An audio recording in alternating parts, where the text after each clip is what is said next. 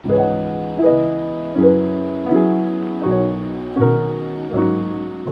everyone! I hope you're having an amazing day. I am Rebecca Narbay Silva, your real estate salesperson, and welcome to my YouTube channel. Today, nandito tayo sa Barangay Baliti, San Fernando, Pampanga, and I am so excited to share with you ang model house ng Amaya Escape, San Fernando, Pampanga, which is the Single Home 60. So, just to give you a quick background, it has a minimum lot area of 80 square meters and the floor area of 60 square meters. It has 3 bedrooms, 2 toilet and bathroom, and the provision for carport. And wag na natin patagalin, tara simulan na natin. So, mapapansin natin kaagad yung kanyang itsura, napaka-elegant ng kanyang itsura. So, gumamit sila dito ng 3 magkakaibang color. Dito, medyo smoke gray sa baba, tapos sa taas, beige color. But the dominant color na ginamit nila na paint finish is color white. So, yung kanilang door, brown yung color na ginamit. So, dito sa area na to, makikita natin very modern ng kanyang style. So, move lang ako ng konti, i-emphasize ko lang. So, itong area na to, provision siya for carport. Hindi siya covered, pero kung gusto nyong parang ipa-cover inyong carport, allowed naman kayo to do that. Tapos, libutin muna natin yung sa kanilang gilid. Dito, meron around 2 meters setback. Tapos, dito sa area na to, meron siyang faucet na nakaabang. Tapos, mapapansin natin yung kanilang windows na ginamit, 2-panel sliding glass window. Dito naman sa likod, yan, nandito din yung ating space to for laundry area kasi meron dito nakaabang na weatherproof na 2 electrical outlet. Tapos meron din ditong provision for faucet. Tapos, ayan, makikita natin yung taas, saka dito sa baba, meron mga windows on that side. Storm gray ang color. Tapos, nandito yung kanilang back door or access door, which is good kasi pwede kang dito ka na lang dumaan para pagpupunta ka dun sa kusina mo kung may bisita ka sa loob. So, ayan, ito yung ating paligid. This is a single attached. Yung firewall na kabila, connected siya sa inyong kapitbahay. So, check natin yung loob. So, dito, going sa ating main door, yung kanilang flooring, paved na din. Ito lang yung part na nakasemento. Tapos, mapapansin nyo po, meron din outdoor lamp na included na din kapag ito turn over. Meron din ditong outdoor lamp para sa ating bulb or ilaw dito sa labas. Tapos, dito, may owning type window. Tapos, dito sa door, gumamit sila ng steel door jamb, deadbolt lock, and doorknob yung kanyang door type. Tara, pasok tayo. So, sa pagpasok natin dito sa Amaya Escape Single Home Model 16, papansin niyo po kaagad na dito sa area na to, ito yung living area. Tapos, meron sila dito naka-prepare na 3-seaters. Before, I forgot to mention, this is a dress-up model.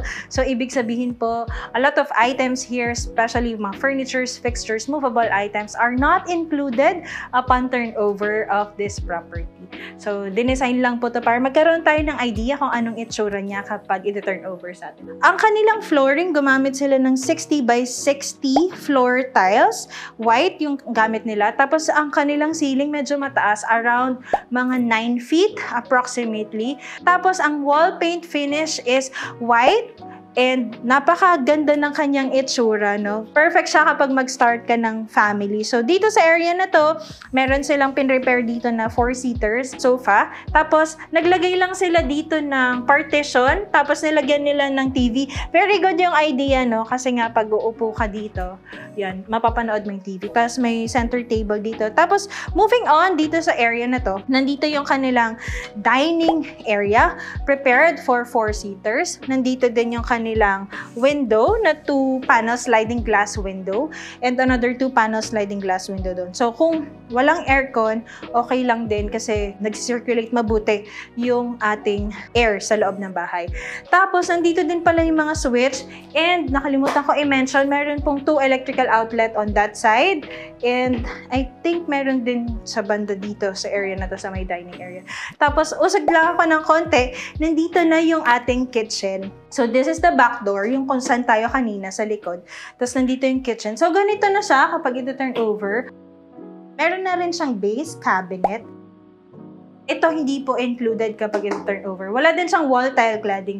Pero dito sa area na to, ang cute ng pagka-design kasi dinesign talaga siya na nandito yung ating gas range. Meron na din siyang exhaust. So dito sa area na to, nandito yung fixed window and owning type window. So nandito din, meron silang space for refrigerator. So kung nag-start pa lang kayo na family, okay na tong 2-door ref. Tapos palagay na lang kayo dito ng kitchen hanging na cabinet. Tapos dito, parang may small nook na para sa pagkape, ganyan. Gusto nyo maglagay dito ng parang kapihan nyo na family. Tapos, ang cute ng mga pendant lights nila. Tapos, move lang ako dito ng konti sa aking left bago tayo pumunta sa taas. So, meron pang space dito. Ang ganda ng kanilang pagkagawa kasi minaximize nila yung space sa ilalim ng staircase.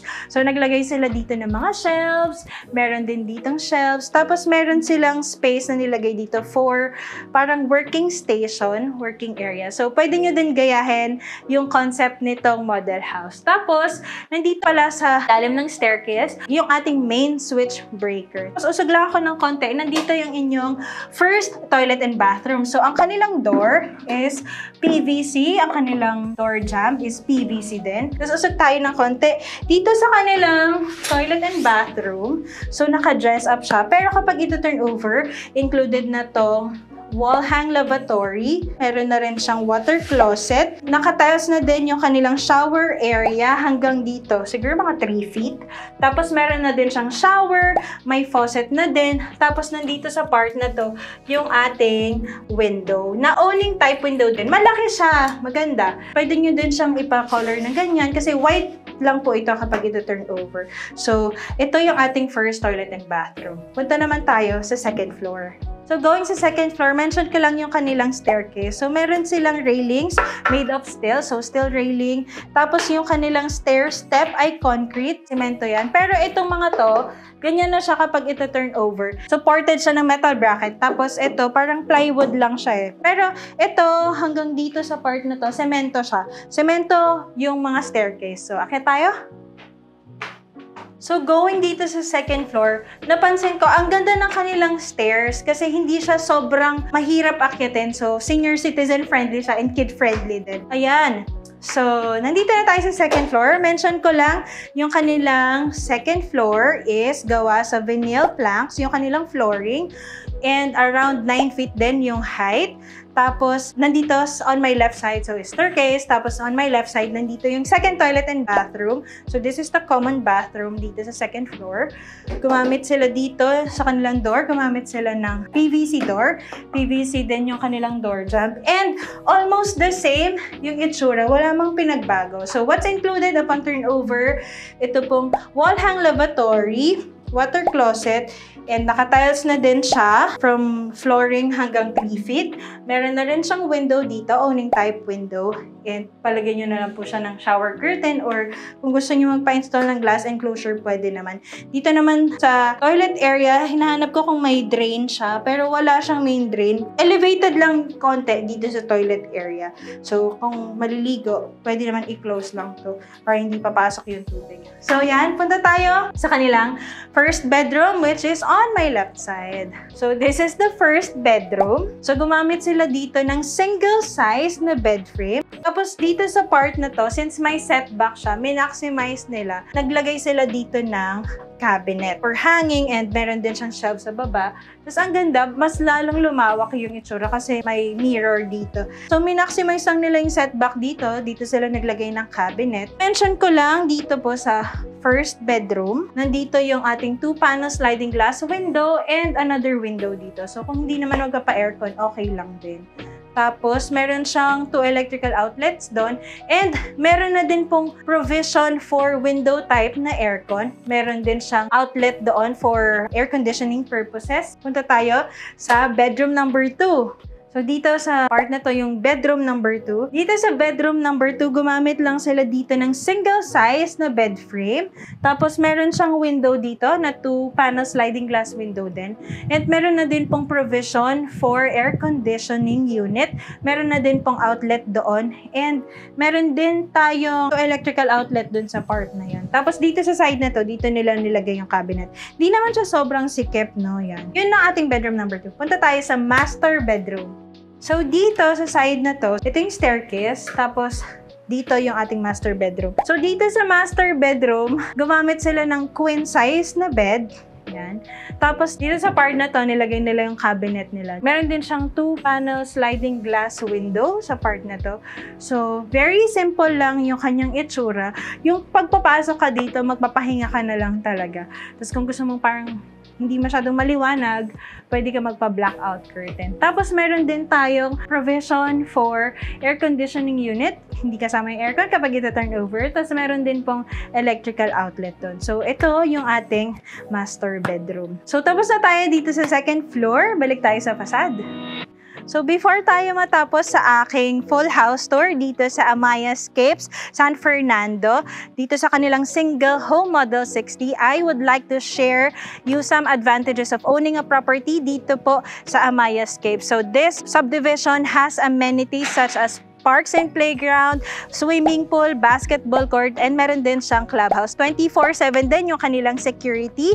And malapit na malapit po itong subdivision na ito sa SM Pampanga, sa mga schools, sa hospitals, and yung pinaka-landmark siguro dito, malapit na malapit din siya sa North Luzon Expressway, Mexico exit. So, I hope nakatulong itong full house tour ko. And if you are interested na kumuha ng property dito po sa Amayascapes, San Fernando, located ulit sa Baliti, San Fernando, Pampanga, you can message me sa aking Facebook account, Rebecca Narbay Silva, Real Estate Salesperson, or you can also directly message me sa mga phone numbers na nakikita nyo dito sa screen, or pwede nyo din po akong ma-reach sa aking Viber, WhatsApp, Telegram. And once again, maraming salamat po sa panonood. Have a nice day, everyone!